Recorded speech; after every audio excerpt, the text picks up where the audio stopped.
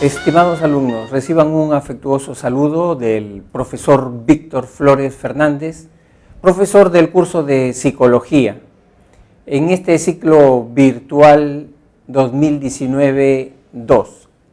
El día de hoy vamos a abordar el tema sobre personalidad. ¿Qué aspectos vamos a contemplar en este tema? Ahí vamos a diferenciar los componentes de la personalidad. Cuando se trata de el temperamento, cuando se trata de carácter. Ahí en este tema también vamos a estudiar las teorías acerca de la personalidad. Es decir, todas las teorías de los rasgos, las teorías tipológicas, y finalmente vamos a abordar la teoría psicoanalítica sobre la personalidad. Entonces son aspectos importantes que siempre son susceptibles de ser evaluados. Por ejemplo, ustedes tienen que saber muy bien diferenciar las estructuras mentales según el enfoque psicoanalítico, cuando se trata del ello, cuando se trata del superyo y del yo, así como los mecanismos de defensa, racionalización, desplazamiento, proyección, regresión. Entonces, esos son aspectos relevantes. Muy bien, ahora continuamos con nuestra práctica de la semana número 17. Dice así, pregunta número 1.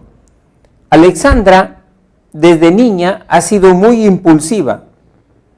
Ella y Dana eran compañeras de un equipo de básquet. En un siguiente torneo, Dana recibe y acepta la propuesta de integrar otro club. Al enterarse, Alexandra queda muy resentida. Cierto día, al caminar por la calle, Dana observa a su compañera de equipo y la saluda. Sin embargo, Alexandra reacciona insultándola. El comportamiento de Alexandra expresa el predominio del componente de la personalidad denominado.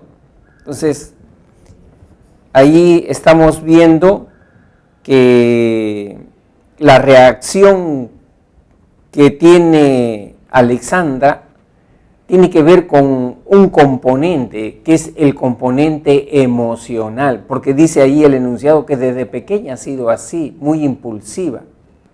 Entonces, el componente de la personalidad que tiene que ver con la emotividad de las personas se refiere a, ya usted lo sabe, se refiere lógicamente al temperamento. La respuesta correcta acá entonces sería la C. El temperamento, como lo hemos dicho en clase, tiene que ver con emotividad, tiene que ver con energía. Las personas que son activas, las personas que son dinámicas, ¿no?, o lentas, ¿no?, es los niveles de energía, los niveles de sociabilidad, introversión, extroversión. Esos son aspectos o atributos del temperamento que tienen que ver con el sistema nervioso, la forma como reacciona nuestro sistema nervioso. Bien, pregunta número 2. Valerie es considerada por la gente que la conoce como una joven estudiosa, responsable, honesta, emprendedora y proactiva. Tales características en su forma de ser son denominadas por Alport como rasgos. Entonces, ahí estamos viendo que hay una descripción del comportamiento de Valerie. Y estos rasgos son considerados rasgos, en el caso de Valerie, como rasgos básicos. Y si son rasgos básicos, rasgos frecuentes en el comportamiento de Valerie, y son varios ellos, entonces acá nosotros estamos ante los rasgos centrales, según Alport. Acuérdate que Alport señalaba que existían 3 tipos de rasgos: rasgo cardinal, rasgo central y rasgos secundarios. Los rasgos secundarios son aquellos rasgos que aparecen de manera ocasional. Es decir, me pongo impulsivo solamente en determinados momentos. Cuando no me hacen caso, ahí soy impulsivo, reniego, ¿no? Pero en otros momentos soy tranquilo, soy cortés, ¿no? Entonces, ahí sí sería, en ese caso, un rasgo secundario. Pregunta 3. Fernando es una persona que se caracteriza por ser reservada. Sus compañeros de aula consideran que es tranquilo y otros dicen que es distante. Según la teoría de los humores de Galeno, él tendría el tipo temperamental denominado, está haciendo una descripción entonces de Fernando, ¿no?, que compatibiliza con el temperamento, en este caso es el temperamento flemático. ¿Por qué? Porque las personas flemáticas, por su propio temperamento, por su propio sistema nervioso, son personas pausadas, lentas, parsimoniosas y son poco emotivas, ¿no? Son tan poco emotivas que a veces para ciertas personas les parece que esas personas son frías emocionalmente, como que tienen una actitud distante de los demás. Entonces, ese es el temperamento flemático en la clasificación de Galeno. Ejercicios propuestos. Pregunta número 1. Dice así: un reporte periodístico refiere: un congresista es acusado por los presuntos delitos de organización criminal, colusión, patrocinio ilegal, tráfico de influencias, cohecho y concusión, además de pertenecer a los temerarios del crimen y a los cuellos blancos del puerto. Señale lo correcto de acuerdo a los planteamientos psicoanalíticos sobre la personalidad del excongresista, si tales acusaciones fueran comprobadas, ¿no?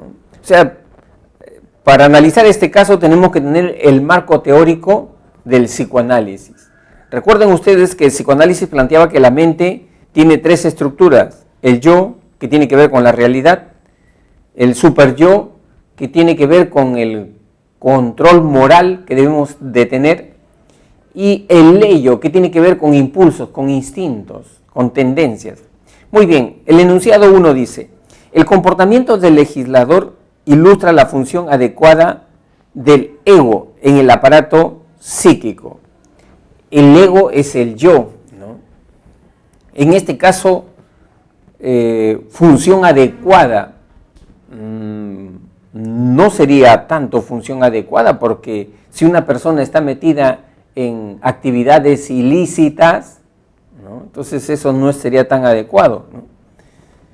Enunciado 2. El excongresista presenta características correspondientes a un temperamento colérico.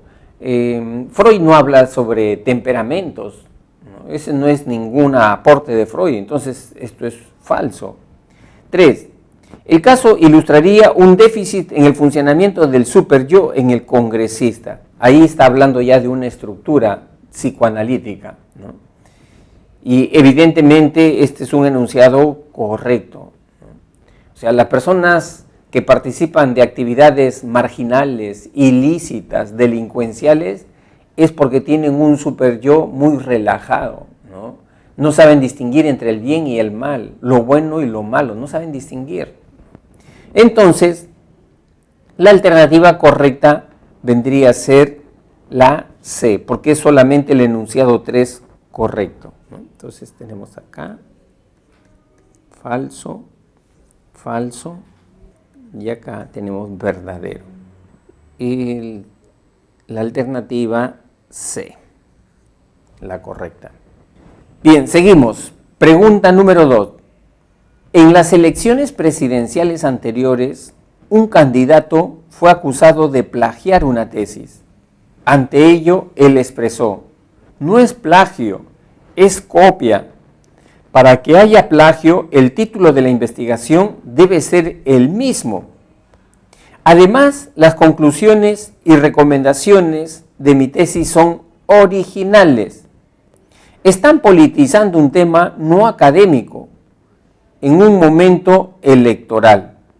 Según los planteamientos de Freud, el mecanismo de defensa expresado en este caso es evidentemente que esta persona, ¿no?, este candidato, al dar explicaciones un poco forzadas, ¿no?, sobre lo que él hizo, ¿no?, y que a todas luces aparentaba ser realmente un plagio, ¿no? Pero él las justifica que no fue así y da esas justificaciones forzadas, entonces ahí está utilizando un mecanismo de defensa. ¿Cómo se llama? Usted ya lo conoce, ¿no?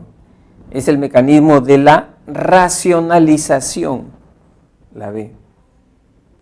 Pregunta 3, dice, identifique los enunciados que grafican el concepto de carácter. Ya ustedes, si le están planteando este interrogante, ya saben, carácter rápido lo asocian a valores, a una ética, ¿no? A un comportamiento donde las personas saben el fundamento de cómo deben de comportarse, ¿no? Entonces empezamos. 1. Clarita llora cada vez que pela una cebolla, ¿no? Evidentemente acá no hay ningún rasgo sobre carácter, ¿no? 2. Fernando acostumbra pagar con billetes falsos. Mira, ya, acá tiene que ver este comportamiento con valores, la deshonestidad de Fernando. Entonces, si tiene que ver con valores, ahí ya tenemos una expresión del carácter. 3. Héctor se caracteriza por ser puntual y ordenado. Puntual y ordenado, valores. Esa persona tiene valores ya. Por lo tanto, si ahí está primando la función ética en el comportamiento, ya estamos hablando de carácter. Y enunciado 4 dice, Omaida presenta piloerección cuando siente frío. Evidentemente no hay nada sobre comportamiento ético acá. Por lo tanto, la respuesta correcta es el enunciado 2 y 3. 2 y 3. Acá, la A. Pregunta 4. Dice, a partir de la lectura titulada, ¿en qué se basa la teoría psicosexual de Freud? ¿En qué se basa la teoría psicosexual de Freud? Determina el valor de verdad, ¿no?, o falsedad de los enunciados que se presentan a continuación. Enunciado 1. En el periodo o fase de latencia, la libido desaparece definitivamente. Como ustedes pueden apreciar, la libido está presente, está oculta, no desaparece. Por eso dice latencia, ¿no? Es decir, en estos niños la energía sexual todavía sigue ahí presente. Por lo tanto, este enunciado es falso, porque todavía está presente. Enunciado 2. Una frustración que se dé en alguna etapa produciría una fijación. Lógicamente, ¿no? Si las madres son muy represivas cuando el niño tiene 2 años, ¿no?, que es la etapa anal, ¿no?, o sea, es una madre muy escrupulosa, muy limpia y lo hace sentir culpable al niño, y tengan presente que ese niño se va a producir ahí una fijación. ¿Y cómo va a ser su comportamiento después, según la teoría psicoanalítica? Esa persona después de adulto va a ser sumamente ordenada, limpia, obsesivamente limpia, ¿no? ¿Por qué? Porque se ha producido una fijación. Entonces, esto sí es cierto para la teoría psicoanalítica. Enunciado 3. En la etapa fálica, el niño muestra un marcado rechazo hacia la madre. Como ustedes pueden estar apreciando, es todo lo contrario lo que dice en la etapa fálica, ¿no? Ahí más bien el niño, el varón, siente una atracción, una admiración por la madre y un rechazo y una hostilidad por el padre. Por lo tanto, esto es falso. 4. Comer en exceso podría ser resultado de una fijación en la etapa oral. Entonces, acá tenemos que esto evidentemente es una conclusión válida para la teoría psicoanalítica. Entonces sería verdadero. ¿Cuál es la alternativa que contempla esto? Tenía falso, verdadero, falso, verdadero. Entonces acá tenemos falso, verdadero, que es la alternativa B. Alternativa B. Muy bien. Pregunta 5. Los amigos de Emily reconocen que ella es una joven bastante nostálgica, fatalista, además que la mayoría de veces se muestra sensible ante los hechos que acontecen a su alrededor. Según el planteamiento teórico de Galeno, a Emily le correspondería una personalidad.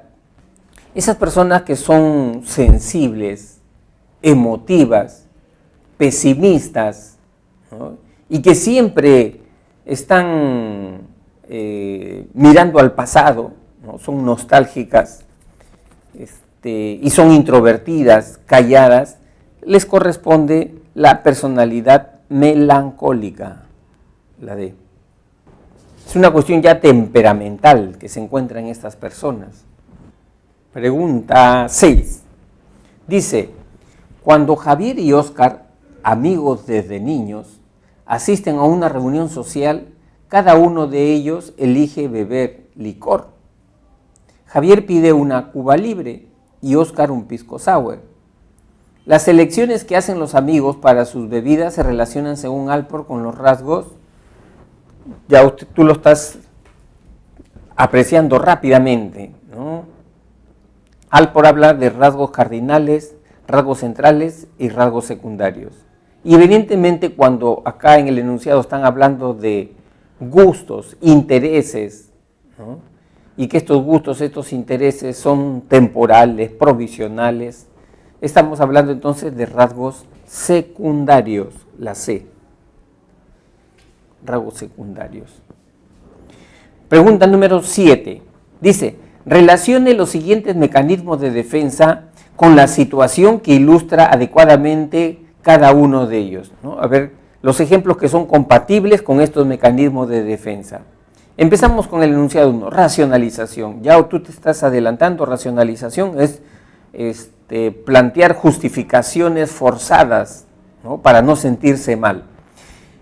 A, un sujeto pedofílico, ¿ya? Pedofilia, esos sujetos que tienen interés sexual por menores de edad, ¿no? Eso es. Se muestra ante sus familiares y amigos como una persona que lucha por el bienestar y los derechos. O sea, cuando permuta una emoción negativa por algo positivo, entonces allí estamos hablando de formación reactiva. Por lo tanto, el 3 se relaciona con la A. Pero nosotros estamos buscando racionalización. B. Luciana corre media cuadra para poder subir a un ómnibus. Sin embargo, el chofer le cerró la puerta justo cuando iba a abordar y la dejó en el paradero. Entonces ella piensa, mejor que se haya ido, porque estaba lleno y no había asientos libres donde sentarme. Como tú estás pudiendo apreciar, acá sí tenemos un caso de mecanismo de racionalización. Plantea justificaciones forzadas para una frustración, para una decepción. Y proyección sería la C entonces. ¿Qué cosa dice la C? Raúl va al cumpleaños de su amigo Alain. Estando en casa de este, siente deseo de apropiarse de un adorno, pero en lugar de hacerlo, se acerca donde el cumpleañero y le dice que tenga cuidado que otra persona se vaya a llevar algo. Evidentemente, en este caso estamos hablando acá de una proyección. ¿Por qué una proyección? Porque en este caso Raúl es el que tiene las intenciones de apropiarse de alguna pertenencia de la casa de su amigo, ¿no? Y después lo enmascara este impulso, poniendo en alerta a su amigo de que es otra persona que podría llevar esto, ¿no? Por lo tanto, la alternativa correcta acá sería entonces la 1 con la C, por donde tenemos 1C, perdón, 1B, la 2, la C, acá está, la B. Alternativa correcta, la B. Nuevamente, vamos a repetir para chequear la 1, la B, la 2, la C y la 3, la A. Listo. Bien, alumnos, entonces hemos terminado nuestra teoría número 17 y siempre exhortándolos a que se enfoquen en estudiar y en diferenciar las estructuras mentales según la teoría psicoanalítica y los mecanismos de defensa, ¿no? Que son temas susceptibles de ser evaluados. Nos vemos entonces hasta la próxima semana.